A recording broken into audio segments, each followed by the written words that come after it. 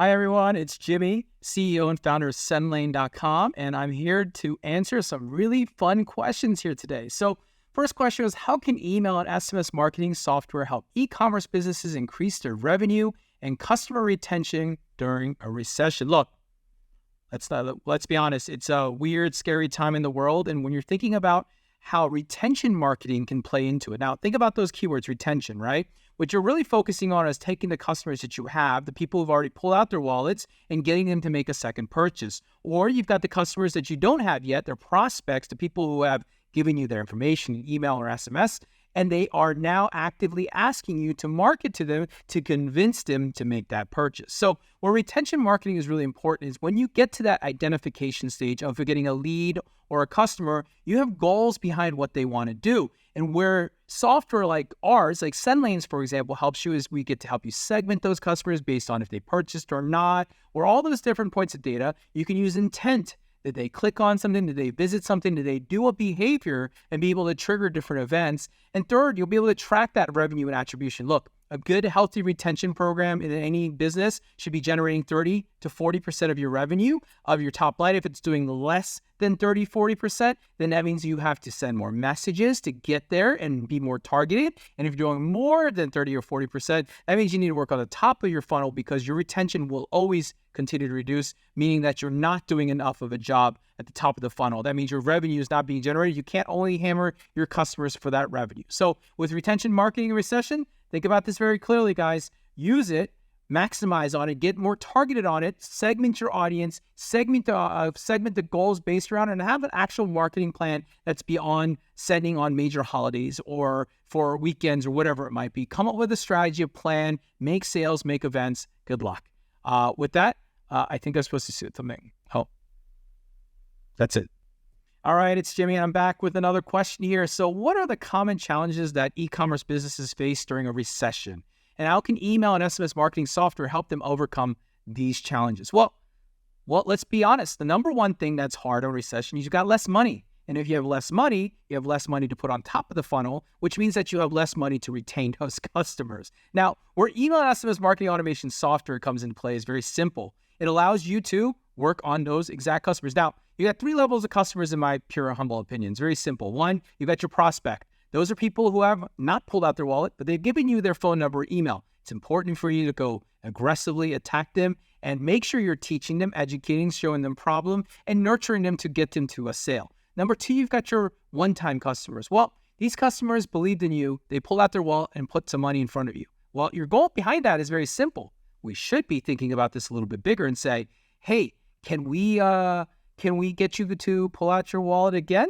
Right? That's number two. You need to get a customer, a repeat customer, and get them to become a repeat. Number three, you guessed it. It's your VIP customer. So these are people who pull out their wallet more than once or spent a large amount of money within your business already. Those customers are special. They're your advocates. They're people that really love your platform and product or what service that you might have. And it's important you treat them with a different effort. So how does our software work with that? Well, it allows you to segment those, create those, and make personalized messages based around different things that they might be doing. So that's usually a common challenge of what should you do with your customer list. That's your answer to that customer list. And here I hope you can take that and take it off and make some more money with it. I'll see you on the next video. All right, I'm back. Another question here. How can data analytics help e-commerce businesses measure the success of their email and SMS campaigns during a recession? Now, this should be all the time, but it doesn't matter. We should talk about it right now. Well, first things first, if you ask me what you should be optimizing for right now in your email and SMS, it's your clicks. Here's why, and we're going to talk about opens in just a second, but here's why clicks are the most important. Well, without the click, you don't get a purchase. If your attribution is set where you're using view through as a attribution point for email or SMS, it doesn't actually make sense because the intent is a direct market advertisement. If you actually go think about what email really is doing, it's directly taking you to the advertisement in front of your face. And by clicking on that, you could instantly go over to the other side. It's truest intent mark. So that's the number one thing that you should be focusing on. If you're not getting a lot of clicks, but you're getting number two, which is opens. Opens are a really, really Wild West ass question right now, right? With all the different data privacy laws, mail caching tools, and different things that are happening, well, opens have become less and less informative. Now, here's where opens are helpful. Opens are going to help you with trends. It's going to tell you that things are going well or positive or negative. However, those open rates are not truly telling you that people have opened. If they're on an Apple device, for example, and the email loads automatically, it's going to shoot out an open to the device because the way that marketing automation software company like ourselves tracks that open is through a pixel. We load an image in the background, an invisible image, and that's how we're able to track the open. Well, when you can't track that because they're all loaded, it automatically gives false open. So that's the second one that I would say that is important to watch as a trend, not as a guideline. Click-through rate is the most important one. That's your goal-setting one. The third one is revenue and AOV, right? So what is your average order value you're generating and the revenue you're generating per every order and customer that you're sending on email? You should, again, use that as a trend line when you're thinking about it. The fourth one I think is something that people don't talk about a lot is UTA. It's unsubscribe to action. I'm talking about all the people that click on unsubscribe on your emails. Why is that important? Because you need to know if your message is resonating. Why people are not unsubscribing for your message is two reasons. One, they're either no longer interested in the product service. That's usually obvious. But two, they are not interested in because the messaging is not resonating for what they're looking for. So those are things that might come into play. So let me know what you think. And let me know. All right, I'm back with another one. How can e-commerce businesses adjust their messaging and tone in their email and SMS campaigns to reflect a current economic climate and connect with customers during a recession? That's a big question from someone. All right, let's talk about this a little bit, right?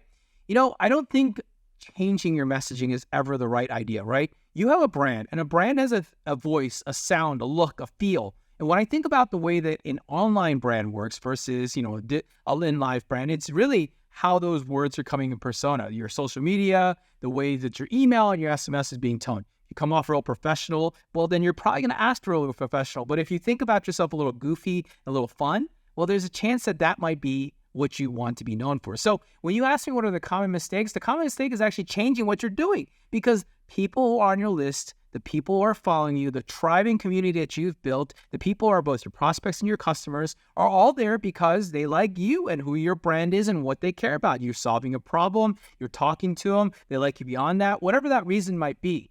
But there is something that we should be thinking about when you're thinking about a common mistake. There is no common mistake. The common mistake is changing. You should be you, evolve it, evolve the strategy. If you say, oh, my friend told me that if I do this, well, don't do it the way they did it. Evolve that, do this into your business. So that's my answer for what you should be doing. That's the most common mistake and what you shouldn't be doing. Stay on brand. It's important. That's why people bought from you. That's why people continue to.